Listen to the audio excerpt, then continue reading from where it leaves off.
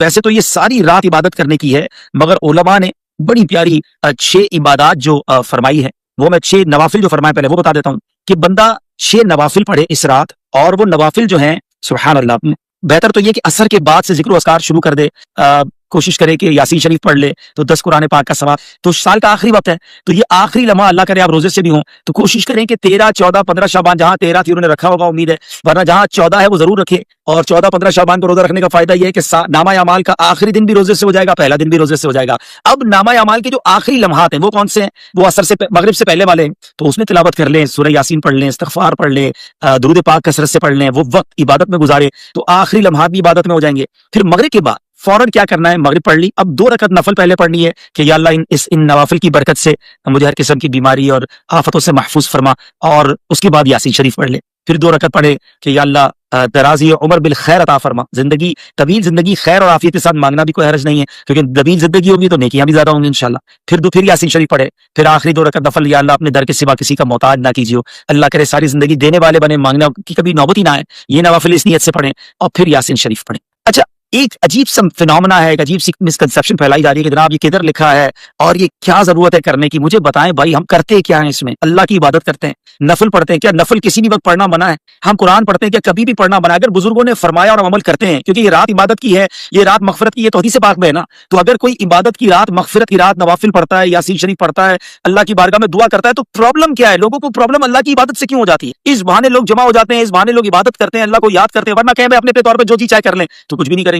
तो एक अगर प्लान के साथ अल्लाह की इबादत कर ली जाए, हाँ हम ये कहें ना ये वाजिब है, जो नहीं करेगा वो गुनाहगार होगा, फिर तो एतराज बनता है ना हमने वाजिब का, ना हमने फर्ज का, ना हमने सुन्नत मौक़िदा का, हमने कहा नफल है, बेहतर है, पढ़े भाई, फायदा होगा। तो इसकी वजह से बताएं, बचपन से हम पढ़ रहे हैं, लाखों लाख करोड़ों आशिकाने रसूल ये पढ़ रहे हैं, तो फायदा ही है ना। और अगर आप कह रहे हैं जनाब कोई इबादत नहीं करनी, अपनी मर्जी से करें, तो सब तितर बितर हो जाएगा। तो अल्लाह सलामत रखे, हमारे बुजुर्गों ने पूरा हमें प्लान दिया और इस प्लान के साथ हम अमल करते हैं तो बड़ा अच्छा वक्त गुजरता है, दिल को कुछ ढारस बन जाती है। हदीस पाक में प्यारे आका ने फरमाया ना कि एक बार यासीन पढ़ने वाले को 10 कुरान पाक का सवाब मिलता है, तो 3 सूरह यासीन पढ़ी, 30 कुरान पाक का सवाब, आमाल नामा शुरू हुआ, फौरन मिल गया। अमीर अहले सुन्नत तो एक और भी बड़ी प्यारी बात बताते हैं कि हर 2 रकत नफल के बाद 21 बार सूरह इखलास भी पढ़ लें, सूरह इखलास कुल हुवल्लाहु अहद, 3 बार सूरह इखलास पढ़ेंगे भी हदीस पाक में है, तो उसमें कुरान पाक का सवाब हो गया। तो 21 बार सूरह इखलास पढ़े तो 7 कुरान पाक का सवाब, एक यासीन पढ़े तो 10 कुरान पाक, ये हो गया 17, 17 मल्टीप्लाई बाय 3, 51 कुरान पाक पढ़ने का सवाब मगरिब और इशा के दरमियान ही मिल गया। तो फिर तो हमें प्रॉब्लम की है। और ये हदीस पाक में नबी पाक ने ये तो नहीं फरमाया कि भाई सूरह यासीन का 10 कुरान का सवाब है, शब बारात को नहीं है,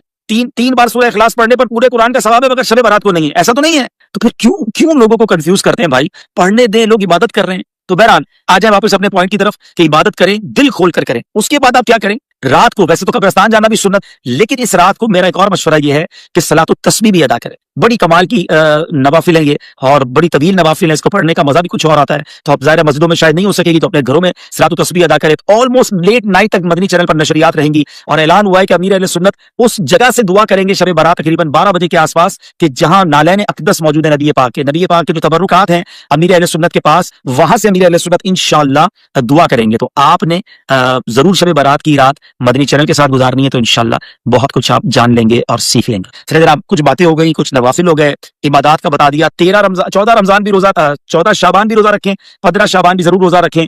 अच्छा, मुमकिन हो जिनके लिए, अब ये भी कोई फर्ज वाजिब नहीं है भाई, बुजुर्गों का कॉल है और हम तो अमल करते हैं बुजुर्गों के कॉल पर, नुकसान कोई नहीं है ना, कि जो बेरी के 7 पत्ते गर्म पानी में डाल के उसको उबाल ले और उस पानी को फिर उससे गुस्ल कर ले, बेशक उसको फिर बाल्टी में डाल ले, तो सारा साल जादू वगैरह से महफूज रहेगा। तो कोई हर्ज नहीं है, बुजुर्गों का कॉल है और हर साल करने वाले करते हैं, हमने दोबारा फर्ज नहीं कहा, इसको वाजिब नहीं कहा, तो आपका एतराज बनता नहीं है, ठीक है।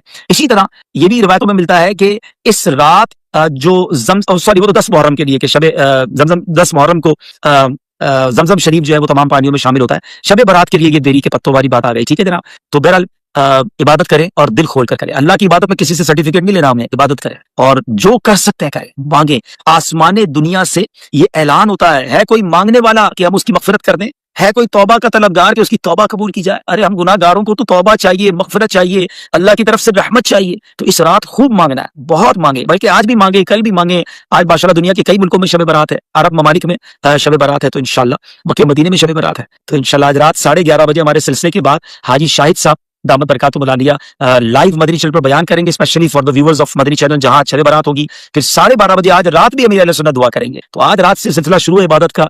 मैं हूं और कुरान है, तस्बीह है, इबादत है, नवाफिल है, रोजे हैं, लग जाओ भाई, और कोई काम नहीं करना, तौबा करें। अगर उन 6 लोगों में आप शामिल हैं जिनका मैंने बयान किया तो जरूर तौबा सच्ची कर लें, ताकि जब सब बख्शे जाएं तो मेरा नाम भी उसमें शामिल हो जाए। चलिए जनाब, अब आपके कुछ मैसेज 2-4 मिनट पढ़ लेता हूँ और उसके बाद इंशाअल्लाह हम भी दुआ करेंगे। सल्लु अलल हबीब। जनाब 14 शाबान की रात यानी 8 अप्रैल। अरशद ओवैसी साहब देखें, हमारे यहाँ पाकिस्तान में 14 शाबान कल है, यानी बुध और जुमेरात की दरमियानी रात। अरब ममालिक में आज बड़ी रात है, ठीक है। हाँ, ये गुस्ल जो है आमिर शिदात भाई, मगरिब के बाद से लेकर फजर तक कभी भी आप बेरी के पत्तों के साथ गुस्ल कर सकते हैं। हाँ, मिशकात आज नहीं है, मिशकात भी आज अपनी खाला के घर कल चली गई हैं, मिशल भी नहीं है, आज हम अकेले हैं और बहुत ज्यादा दोनों को मिस कर रहे हैं जी। 12:30 बजे उमर भाई पाकिस्तानी टाइम के मुताबिक आज रात 12:30 बजे अमीर सुन्नत आज भी दुआ करेंगे और कल भी करेंगे इंशाल्लाह। मिशकात लगता है हमारा लाजिम सेगमेंट हो गई है, माशाल्लाह मैसेज आ रहे हैं उनके लिए। मैं ट्राई करता हूँ कि देखूं मुझे वो नातें जो जबान में नाते हैं वो मिल जाएं, तो मैं इंशाअल्लाह आपकी दिल जोई के लिए उसमें से कुछ पढ़ दूंगा। दुरूद पाक पढ़ें, सल्लु अलल हबीब।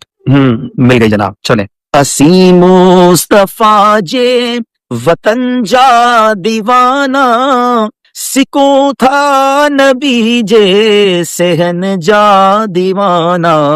असी मुस्तफा जे वतन जा दीवाना, सिको था नबी जे सहन जा दीवाना।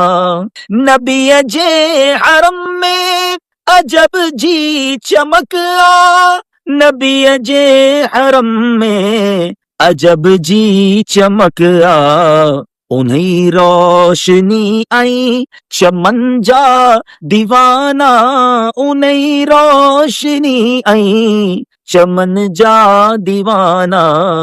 असी मुस्तफा जे वतन जा दीवाना, सिको था नबी जे सहन जा दीवाना। सल्लु अलल हबीब सल्लल्लाहु तआला अलैहि वसल्लम। चले भाई, सिंधी नात की बहुत सारी फरमाइश आप करते थे, आज मैंने पढ़ दी है।